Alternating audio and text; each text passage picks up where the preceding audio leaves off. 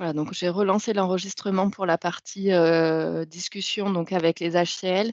Si vous le souhaitez, vous pouvez, donc lever la main et on essaiera de vous donner la parole, sur cette partie donc un peu plus, spécialisée sur l'outil, enfin l'outil ou les outils, l'environnement, hein, Cépage, Easily et cetera.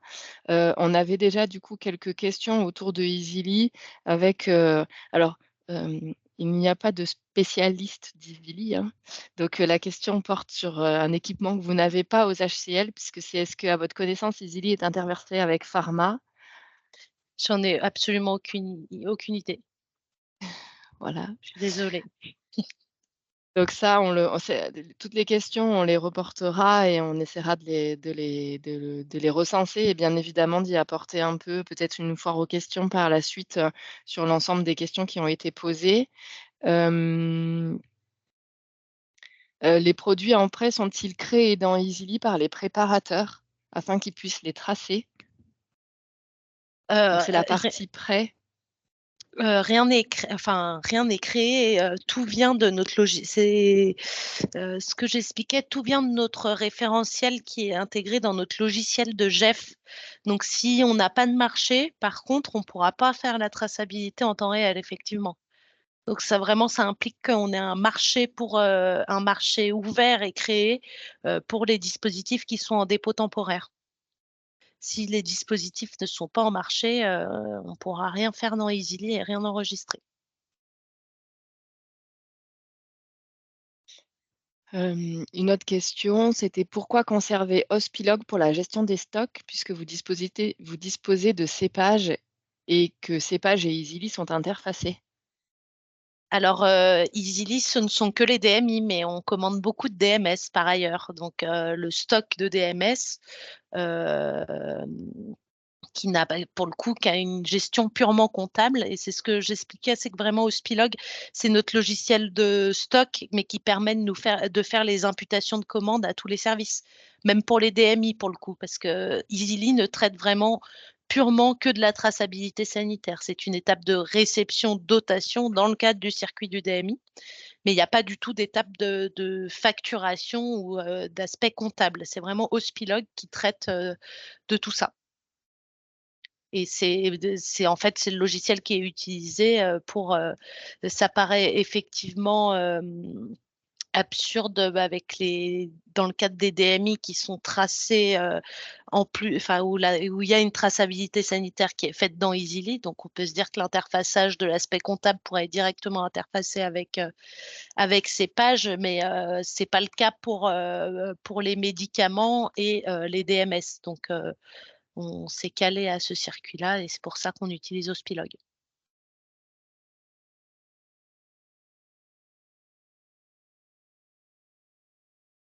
Donc il y avait pas mal de questions sur les prêts. Les prêts, la gestion des prêts avec les préparateurs, mais ça c'est bon, on y a répondu. Enfin, si tu peux en dire plus sur les bonjour Easily, les commandes via Easily sont transmises dans ces pages et ensuite aux fournisseurs via Hospitalis. Les numéros de lot des DMI posés gérés en dépôt sont de ce fait bien transmis aux fournisseurs via les commandes? Point d'interrogation. Tout à fait. C'était notamment, ça quand je parlais d'interopérabilité entre Easily et ces pages, c'est vraiment, ça qui est très riche et précieux, c'est vraiment que toute l'information relative au DMI posé, donc c'est-à-dire, bon, notre code GEF interne, mais ça, le fournisseur, il s'en fiche un peu, mais en tous les cas, la désignation, le lot, la référence est transmise à ces pages et génère une commande et traite les informations relatives à la facturation et au renouvellement. Donc, dans Easy, on peut pour, par exemple, une commande de régularisation d'un DMI en dépôt temporaire, donc c'est une simple commande de régularisation. On on renseigne dès Easily que la commande est à facturer uniquement, n'est pas à renouveler. Donc, vraiment, en fait, les informations relatives à la commande et à la gestion de cette commande pour le fournisseur sont, implémentées dans Easily. Et ensuite, effectivement, les informations relatives au lot sont transmises dans ces pages. Et auparavant, quand on n'avait pas ces pages, c'était un transfert manuel, un copier-coller de toutes les références de tous les lots qui étaient faites dans le logiciel de commande et qui étaient source d'erreurs importantes liées au copier-coller, alors que là, maintenant, ça bascule automatiquement. Lorsque vous douchez un DM au bloc, comment être, certain qu'Easily le rapporte bien à la bonne venue administrative? Alors, en fait, la traçabilité au bloc se fait dans un module, bloc. Hem, donc en fait, le bloc travaille sur un module bloc.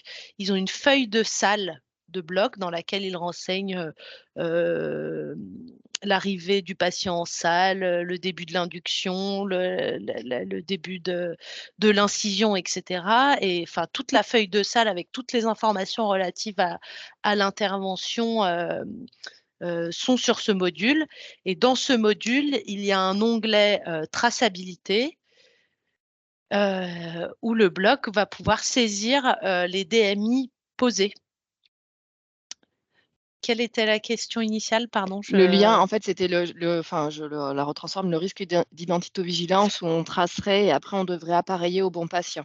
Je voilà. pense que Donc tu as du coup, comme ils répondu. sont dans la feuille de salle du patient qui est, en fait, ils vont dans le programme opératoire sur le patient concerné, et du coup, on est directement, il n'y a pas de scan de l'identité du patient, en fait, on est dans l'univers du patient et les DMI sont scannés à ce moment-là, au moment de l'intervention. Ce qui rejoint dans ta présentation la notion des habilitations. En fait, au bloc opératoire, ils sont sur la traçabilité sanitaire, ce qui fait que dans la gestion des dépôts temporaires, des dépôts permanents, où finalement on aurait la possibilité d'avoir un suivi directement au bloc, puisqu'en fait, on est dans Easily, il y a la possibilité d'avoir une quantité maxi. Ils tracent un, ils tracent deux, ils ont la possibilité de suivre leur stock au regard de leur dépôt informatisé. Et en fait, la réponse était que ce n'était pas possible puisqu'en fait, cette gestion du dépôt est une habilitation pharmaceutique et non pas, médicale en tout cas, C'est côté, bloc opératoire. Ce qui correspond avec, à l'inverse, il n'y a pas de risque d'erreur d'identitovigilance puisqu'ils sont directement dans la feuille, dans le patient. exactement. Alors là, il y a une question sur la fiche de traçabilité du DMI, donc Mmh. que vous avez donc vous réalisez une fois, l'implant, le DM implanté. Est-ce que cette fiche de traçabilité, elle est inclue dans la lettre de liaison? Ou est-ce que en sortie d'hospitalisation, ou est-ce que c'est un document à part, qui se rappellerait, traçabilité de l'implant? Alors effectivement, c'est un document qui est à part, qui est, généré dans un onglet spécifique, du dossier patient qui s'appelle traçabilité des DMI. Donc il y a cette fiche de traçabilité qui est générée, dans le dossier patient. Elle n'est pas transmise, enfin associée à la lettre de liaison, mais ce sont effectivement des pistes, auxquelles on réfléchit. Alors une autre question sur, les dépôts temporaires. Qui est responsable de la traçabilité sanitaire des dépôts temporaires, PPH ou IBOD? C'est enfin, c'est effectivement un vaste sujet, encore une fois avec, notre activité multigroupement, j'ai pu observer une pharmacie qui faisait réaliser la traçabilité par les IBOD des dépôts temporaires. C'est-à-dire que le bloc transmettait ce qui avait été, utilisé à la pharmacie. La pharmacie procédait à la réception, dotation des DMI et renvoyait le document de traçabilité au bloc pour que ce soit eux qui procèdent à la traçabilité des DMI. J'avoue que dans ma pratique précédente, c'était les PPH qui faisaient la traçabilité a posteriori. Après, c'est discutable étant donné que l'étape d'utilisation, du DMI est de la responsabilité de l'équipe de bloc. Après, on leur offre pas la possibilité de le faire, donc j'avoue que je suis partagée sur cette réponse. Mais en tous les cas, nous, au sein de nos établissements, certains renvoient, heu, au bloc, enfin, en tous les cas, c'est au bloc de faire la traçabilité des dépôts temporaires. Alors, sauf erreur de ma part, vous avez la possibilité de lever la main, hein, pour ceux qui auraient des questions ou des questions qui n'auraient pas été posées. Il y a des remarques avec des souhaits, par exemple, serait-il possible de partager les fiches de tâches de vos PPH?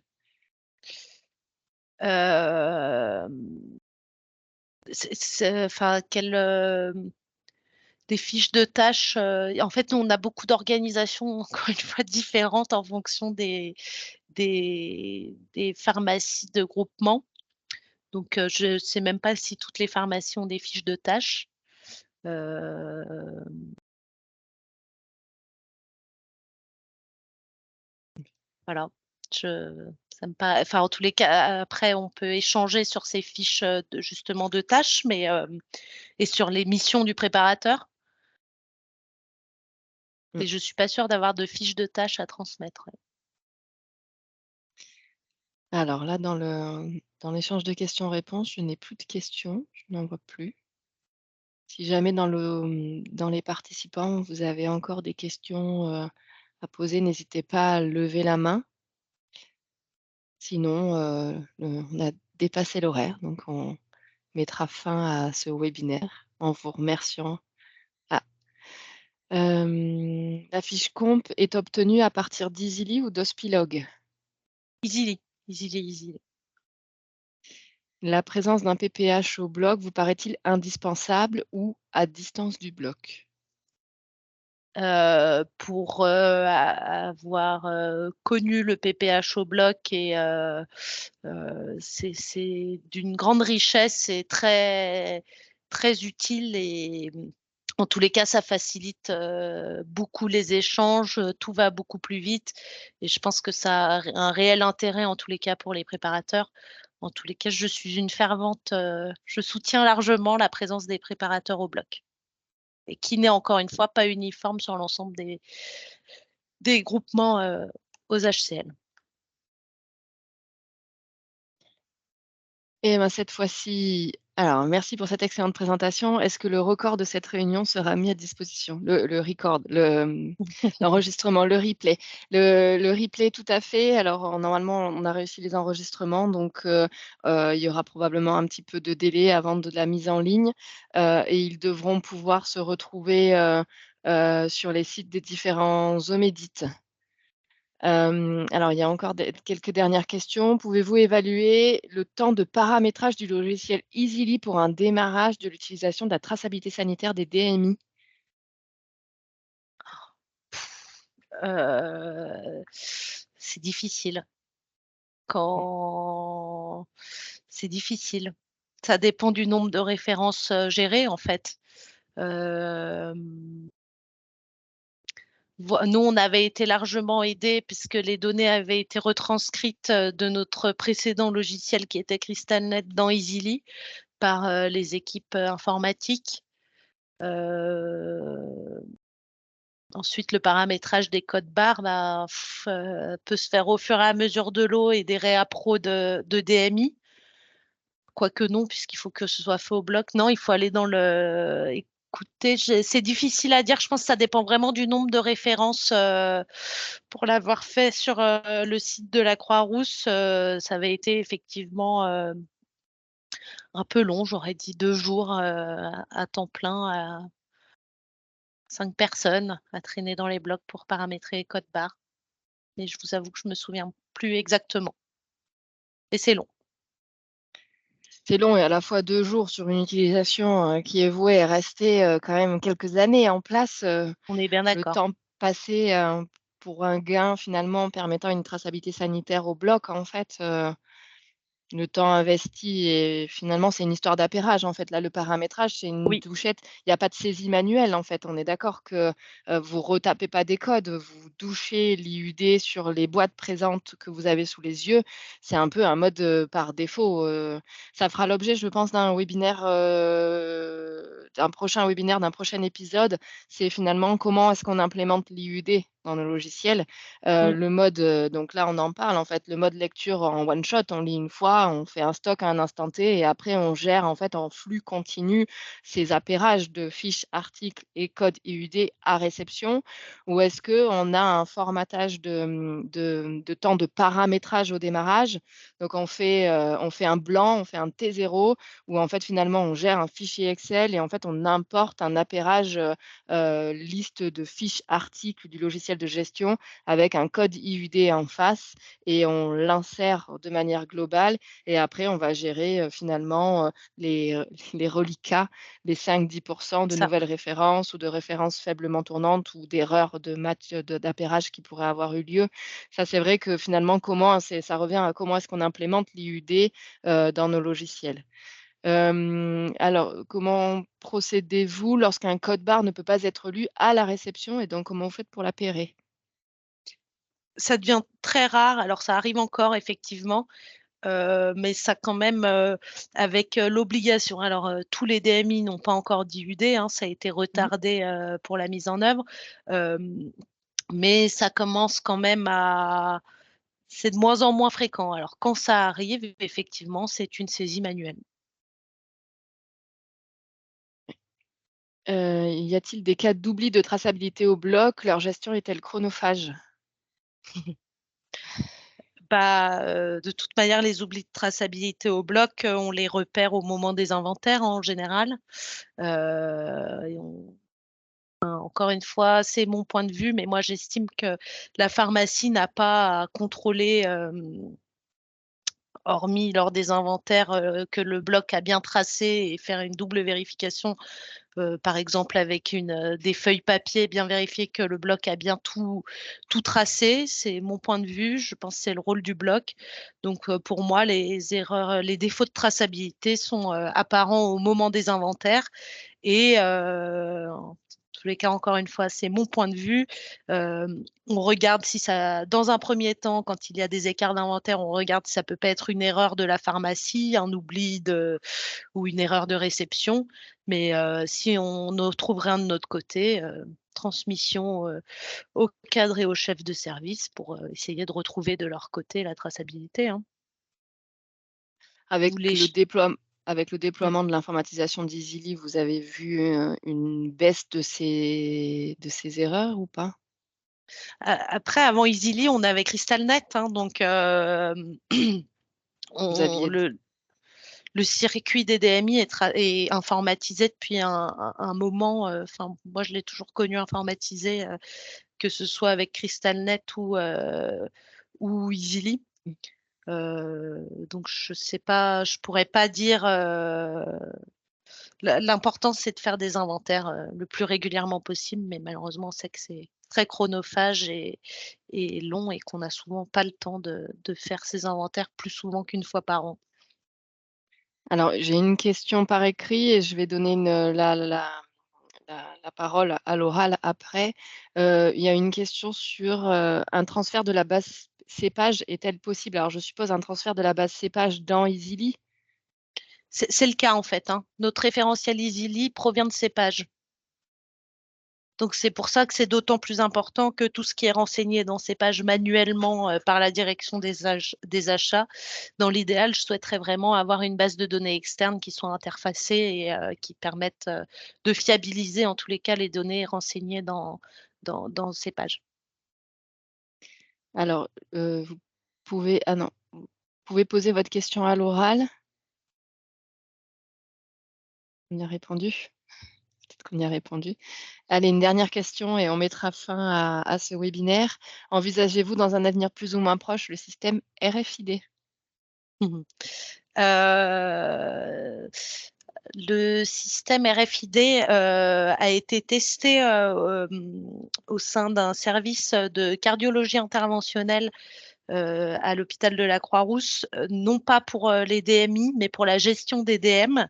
Donc l'idée, c'était vraiment d'avoir un renouvellement, par RFID, donc avoir vraiment un stock, un état du stock de matériel DMS, pas DMI, en temps réel, du service pour, pouvoir, faire le réappro en fonction des quotas, nécessaires pour le fonctionnement du service qu'on avait défini en amont.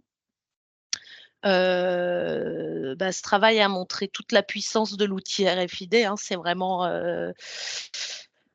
super de pouvoir avoir un inventaire total du service en 5 minutes, en douchant, en passant dans les couloirs avec une scannette. Voilà, c'est sûr que c'est très précieux. Après, ça a un coût. Je pense que le coût est très vite amorti, mais difficile à démocratiser dans tous les services. Mais en tous les cas, la RFID, le service de cardiologie interventionnelle était moteur, hein, dans ce projet. Il y avait le projet d'un déploiement d'une autre salle. Le choix a été fait pour les DMS, pas pour les DMI, parce qu'en fait, les DMI sont très bien gérés dans ce service. Il y a très peu de problèmes de traçabilité. Donc on avait fait le choix plutôt des DMS. Voilà, moi je crois largement à la technologie RFID, donc je pense qu'elle serait excellente et très bien applicable au circuit du DMI, hein. Ça fiabilise, très clairement le circuit. Nous n'avons plus de questions et nous avons dépassé notre horaire, prévisionnel. Il ne me reste plus qu'à donc, remercier en premier lieu, Constance Bretagnol pour sa présentation et son exercice de réponse, à l'ensemble des questions posées et vous remercier, les participants pour vos questions et donc, comme, cela a déjà été demandé, un replay, sera, mis en ligne sur, le site des Omédites. Nous vous remercions et Merci au beaucoup. prochain épisode. Au revoir. Au revoir.